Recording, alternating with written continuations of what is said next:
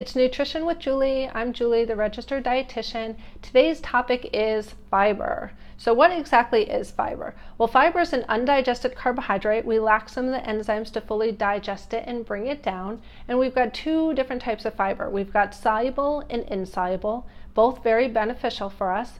So soluble fiber is found in a lot of pectins, so things like apples, pears, oat bran. Now soluble fiber actually pulls in extra water from our body, pulls in extra cholesterol, and then our body flushes it out. So soluble fiber has been widely studied to help lower cholesterol levels.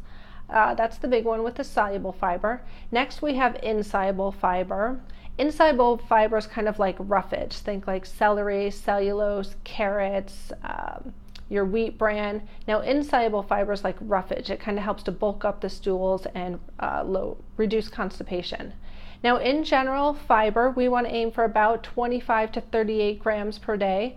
Most individuals only get half of that, about 10 to 13 grams per day. So you're probably thinking, why exactly do I need fiber?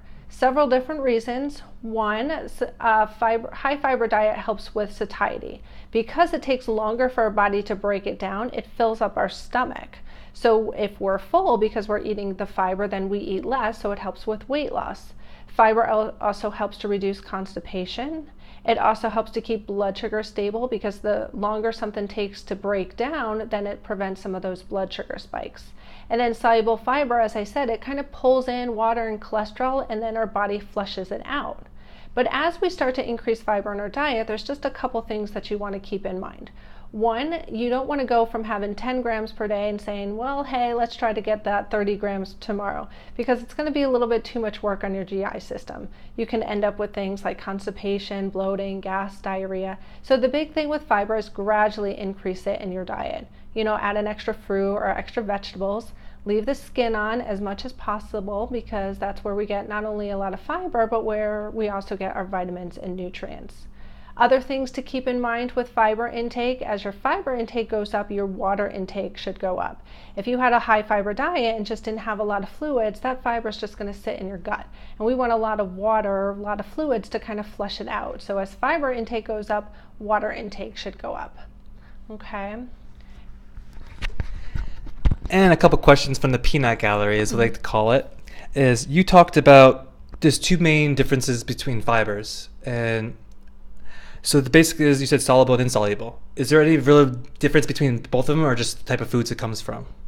A lot of times you will find both types of fiber in foods, but in general, soluble is more like your pectin, so things like apples, oats, oatmeal, bran, whereas cellulose is sometimes a little bit more hardy, so if you think things like celery and carrots. But yeah, most foods will have a little bit of both. Okay. Can you name off a list of things like off the top of your head that have fiber or that are low in fiber, then the ones that are high in fiber off the top of your head real quick for the viewers? Absolutely. The highest fiber foods are always your beans and lentils, always a great source. Next, you're going to get into your fruits and vegetables. So whether it's sweet potatoes, broccoli, cauliflower, and then of course all your whole grains. So brown rice, wild rice, quinoa, teff, amaranth, all those type of different grains.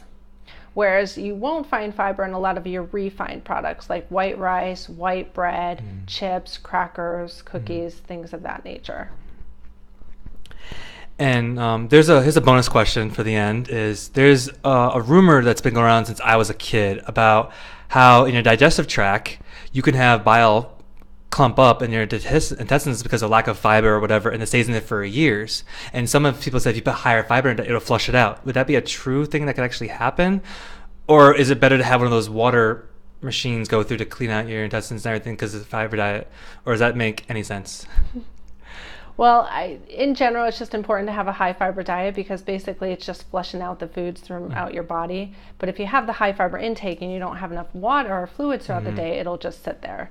So the basic thing is to get all those fruits and vegetables in there, because not only are you getting vitamins and minerals, but the fiber is helping with blood sugar levels, it's helping with satiety, it's going to help with weight loss, keeping you full over a long period of time. So that would be the best thing, just to get that fiber.